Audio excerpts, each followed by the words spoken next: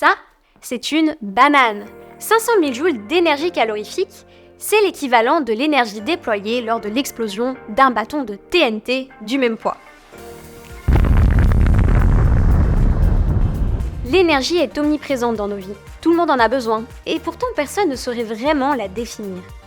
Même le prix Nobel de physique Richard Feynman, joué par Jack Quaid dans le film Oppenheimer de Christopher Nolan, aurait dit « Il est important d'avoir conscience qu'en physique, aujourd'hui, nous ignorons ce qu'est l'énergie ». C'était au siècle dernier, mais les choses n'ont pas vraiment changé. De nos jours, la notion d'énergie est encore difficile à saisir. Aujourd'hui, on va tenter d'éclaircir ce concept et de découvrir ce qu'est l'énergie.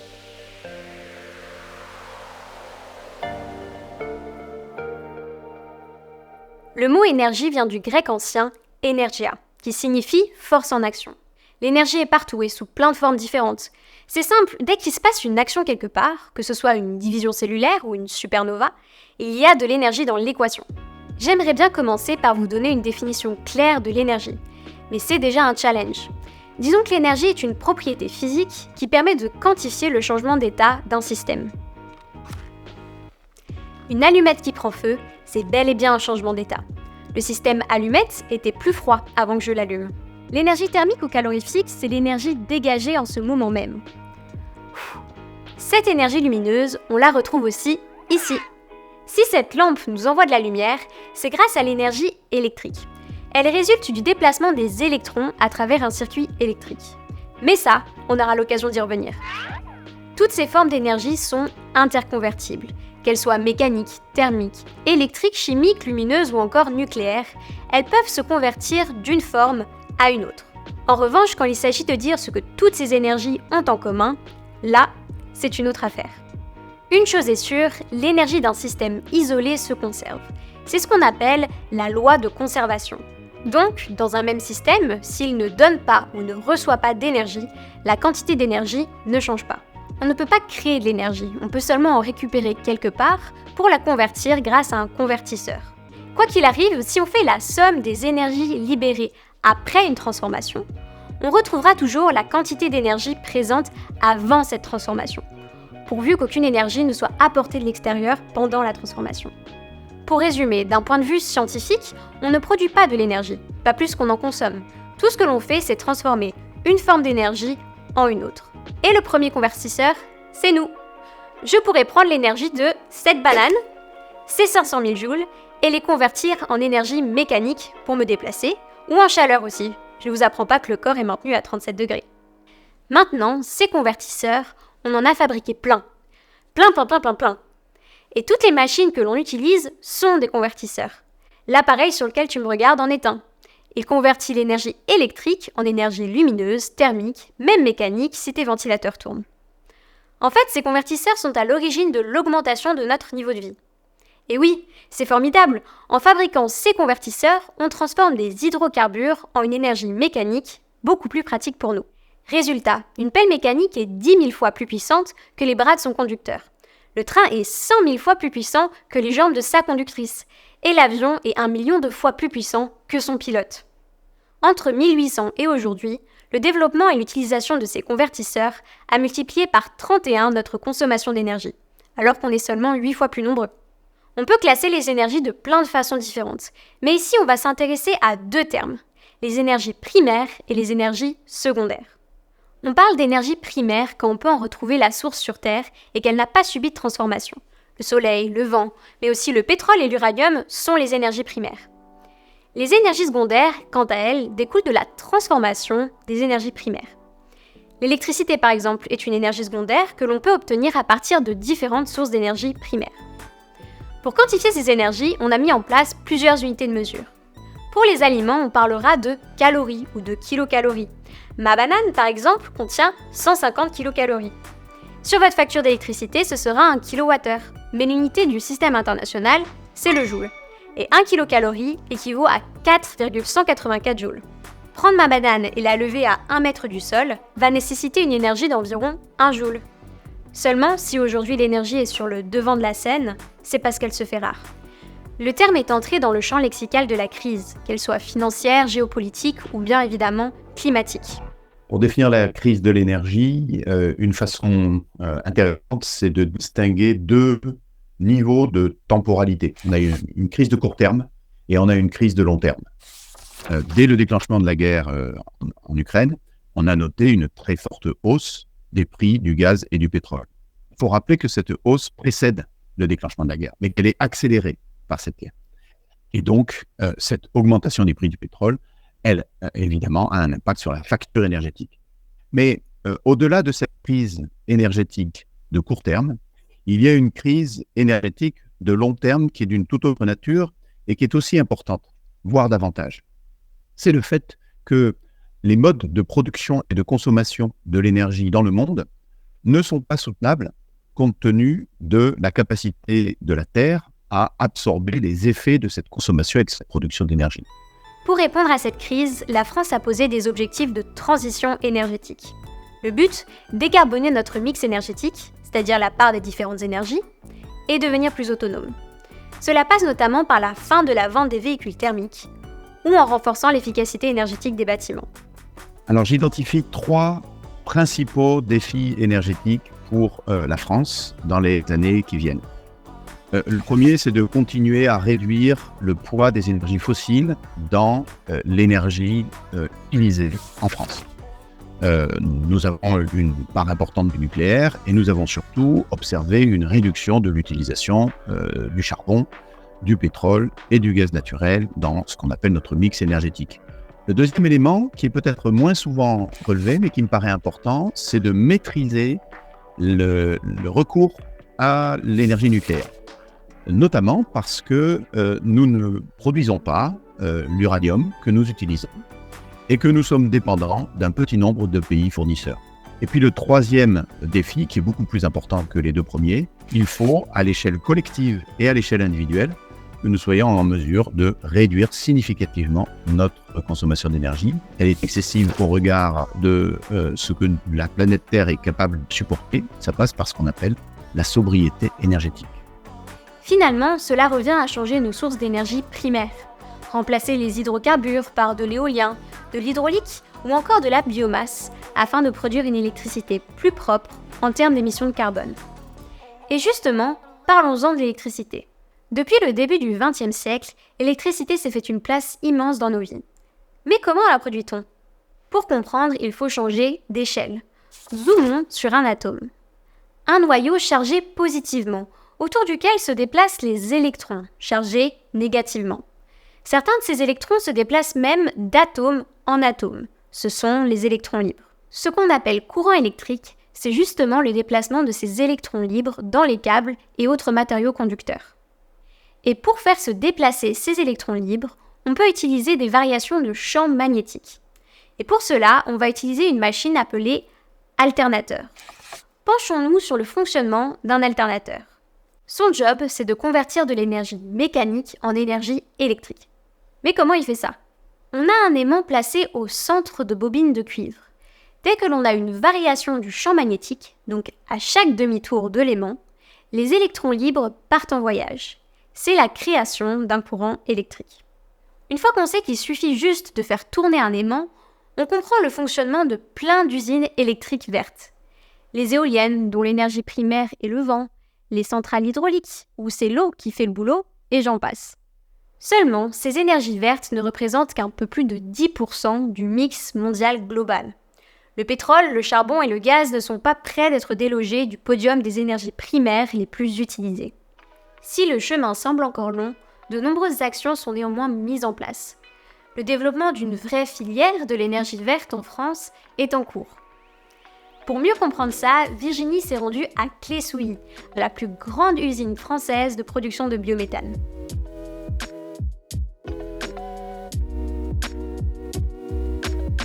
Me voilà ici au Valpôle de Clé-Souilly. Alors historiquement, c'est un site de stockage des déchets, mais depuis 2020, la réglementation française limite l'enfouissement des déchets afin de privilégier leur valorisation. Alors il existe 2 sites comme celui-là, donc celui que nous allons visiter, et son grand frère, le Valpôle de Plessis-Gassot. Et à eux deux, ils produisent 25% de l'énergie électrique renouvelable en Île-de-France.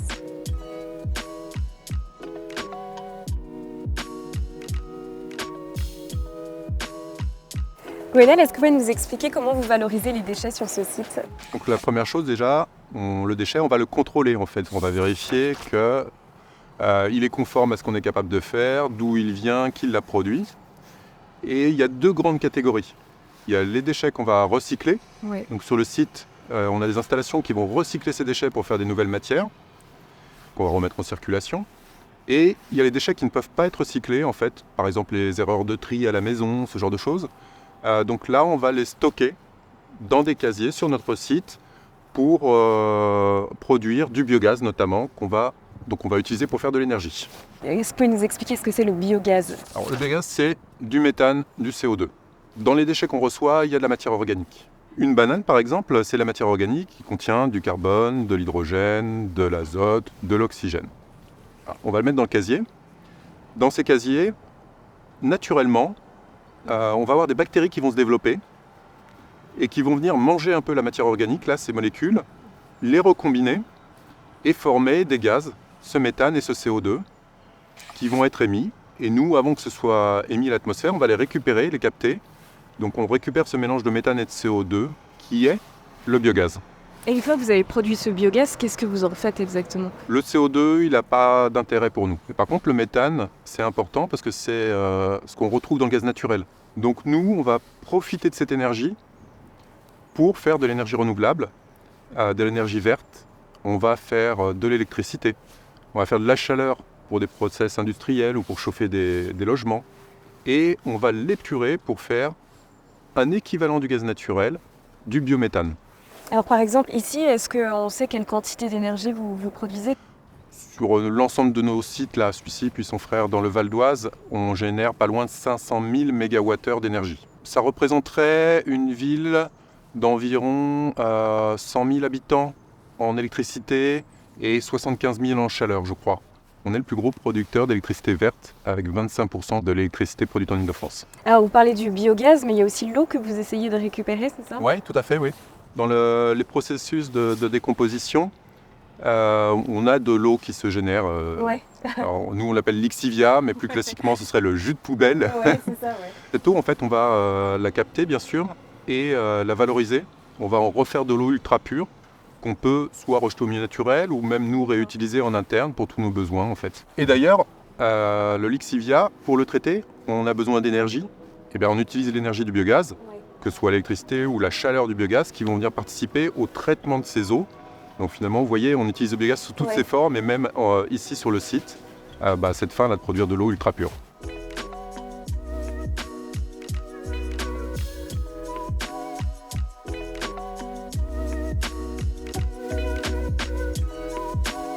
Depuis l'installation du Valpôle, les collectivités ont réalisé des travaux pour récupérer la chaleur produite par l'usine. Et depuis, les habitants ont vu leur facture de chauffage réduire de 90%. C'est pas mal, non? Interdiction de la vente de voitures neuves à moteur thermique en 2035. C'est une des mesures édictées par l'Union européenne pour atteindre la neutralité carbone en 2050. Cette électrification ne se fait pas seulement dans le domaine des transports, mais on assiste aussi à une forte électrification de l'industrie. Seulement, à l'échelle d'un pays, la consommation électrique doit être complètement égale à la production et à l'énergie achetée. Sans quoi, c'est le blackout. Puisqu'il est impossible de stocker l'électricité à grande échelle, même pour quelques minutes, tout ce qui est consommé doit être produit en temps réel. Et à l'inverse, tout ce qui est produit doit être consommé. Heureusement, on a trouvé un moyen de faire correspondre l'offre et la demande en énergie grâce à la flexibilité électrique. Maintenir cet équilibre entre l'offre et la demande est donc primordial. On appelle les personnes chargées de veiller au maintien de cet équilibre des TSO, pour Transmission System Operator. En France, c'est RTE, gestionnaire du réseau de transport de l'électricité.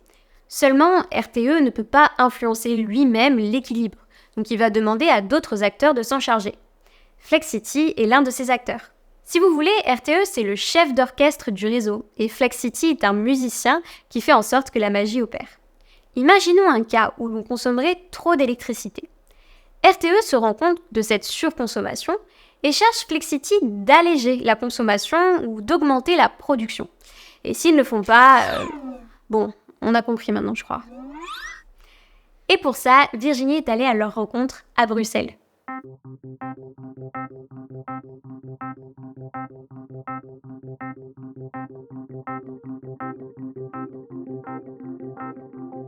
Mais alors comment fait Flexcity pour influer sur la production et la consommation comme ça? On va voir ça tout de suite.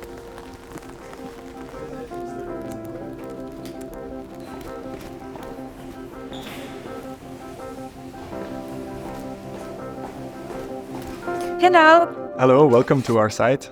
So my name is Arnoud and I'm the CEO of Flexcity. Thank you for having me here. Can you explain how electrical stability is maintained? Well, first of all, in order to maintain the balance on the electricity grid, we install these types of mini computers at different businesses.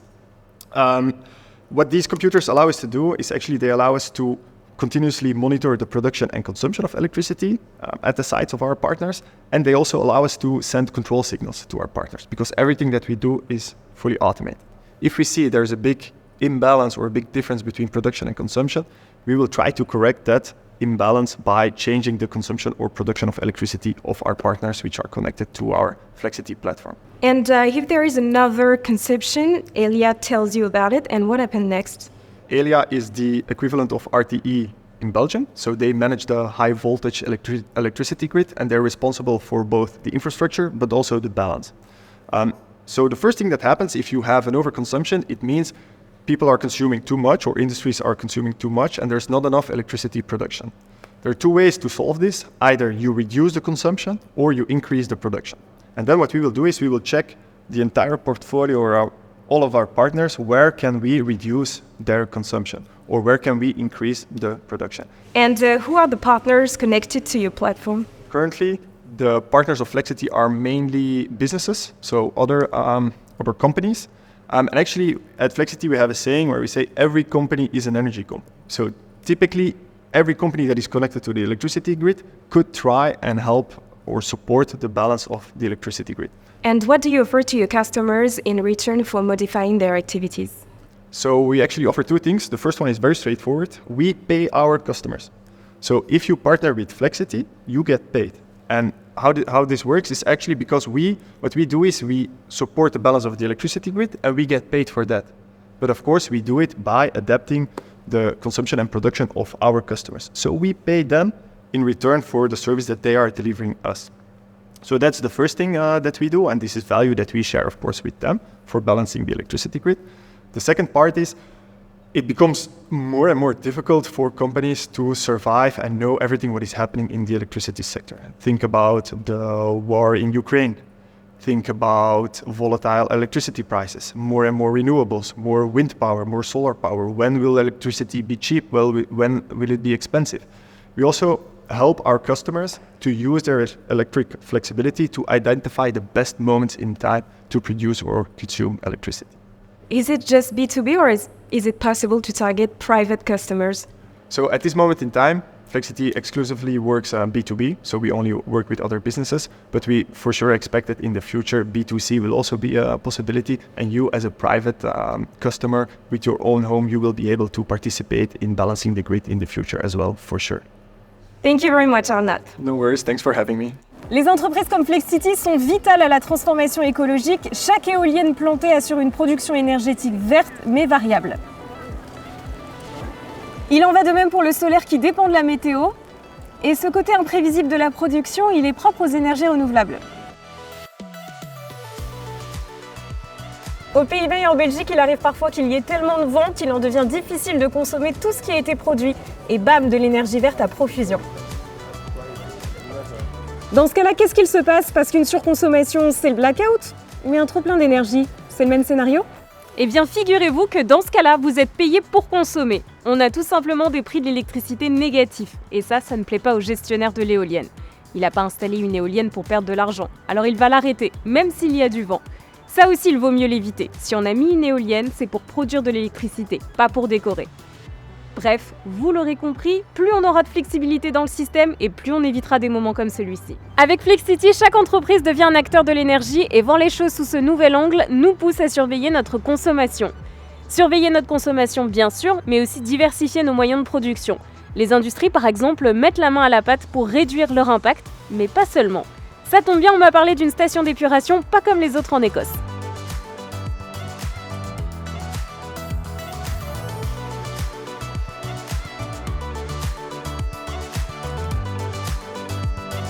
Ça se passe à Seafield, près d'Édimbourg. C'est la plus grande station d'épuration d'Écosse. Elle traite les eaux usées d'environ 850 000 personnes. Tous les jours, ce sont l'équivalent de 121 piscines olympiques d'eau sale qui arrivent et 121 piscines olympiques d'eau propre qui en ressortent. Tout cela demande énormément d'énergie pour le pompage de l'eau, son traitement, la gestion des déchets. Quand on sait que le traitement de l'eau est le 4e secteur le plus énergivore du Royaume-Uni, on imagine qu'un grand site industriel comme celui-ci doit être un ogre en termes d'énergie. Eh bien non, c'est la spécificité de cette station. Grâce à une combinaison d'innovations, elle est complètement autonome en énergie. Encore mieux, elle produit plus d'énergie renouvelable qu'elle n'en consomme. Résultat, les activités de la station alimentent quotidiennement en électricité 800 foyers. Et je connais la personne parfaite pour nous montrer tout ça. Hi, Virginie. Hi Tracy! I heard that your Seafield plant has something quite special. Can you please show us around? Sure, I can show you around. Come with me.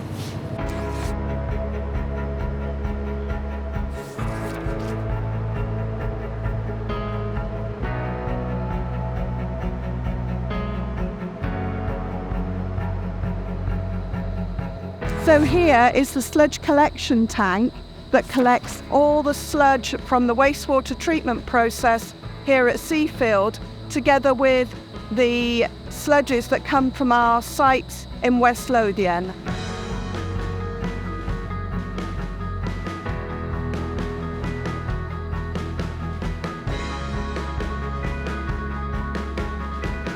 So this is the second stage of the process. At this part of the site, we take the sludge and we heat it to 160 degrees to pasteurize it. From that process, we then pass it through to our anaerobic digesters.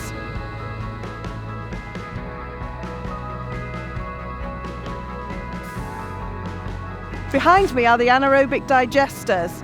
The digesters take the sludge from the thermal hydrolysis plant and it produces biogas that powers the plant from our CHP engines. Once the digesters have produced the biogas, it then goes into the gas holder, and once it's in there, it then gets fed along this pipe down to the combined heat and power engines. So we're now at the last stage of the biogas process, and here in our combined heat and power engines that are behind me, we take the biogas and we convert it to electricity and heat. The electricity produces 108% of the electricity that we require to run the site, so we're a net exporter, and we reuse all the waste heat from the combined heat and power engines. We could say that's the end of the process, but it's not. Once the sludge has been through the digesters and produced biogas, the products that's left, the digestate, is then thickened and produces sludge cake that you can see behind me. That sludge cake is then taken to farmers' fields to grow crops. It's very nutrient rich and much cheaper than fertilisers for the farmer. And that is the circular economy. Bon, Seafield est une station d'épuration et le Walpole Clersouilly un site de recyclage des déchets. Deux activités qui à première vue ne riment pas avec production d'énergie. Et pourtant, on l'a vu, ces industries ont su optimiser leur processus pour produire de l'énergie. Et si je vous disais qu'on pouvait aller encore plus loin pour produire de l'énergie sur un site industriel? C'est en Pologne que ça se passe, plus précisément dans la ville de Poznań. Ici, la chaleur dégagée par l'usine Volkswagen est récupérée pour être réutilisée. Mais concrètement, d'où vient-elle? Elle provient de deux sources, du système de refroidissement des compresseurs et du système de récupération de chaleur des fumées générées lors du processus de fusion de l'aluminium. Dans le premier cas, la chaleur est générée pendant le fonctionnement des compresseurs d'air. Cette chaleur est générée par l'augmentation de la pression de l'air comprimé. Lorsque la pression de l'air augmente, sa température augmente aussi. Imaginons comprimer du gaz avec un piston. Lorsque le piston est immobile, les molécules de gaz rebondissent tout simplement sur lui. Mais leur vitesse ne change pas. Mais alors lorsque l'on comprime du gaz, le piston se déplace très vite, même plusieurs centaines de fois par minute, ce qui fait gagner une vitesse considérable aux molécules de gaz. En conséquence, leur énergie cinétique augmente, ce qui fait que la température augmente aussi et la pression simultanément.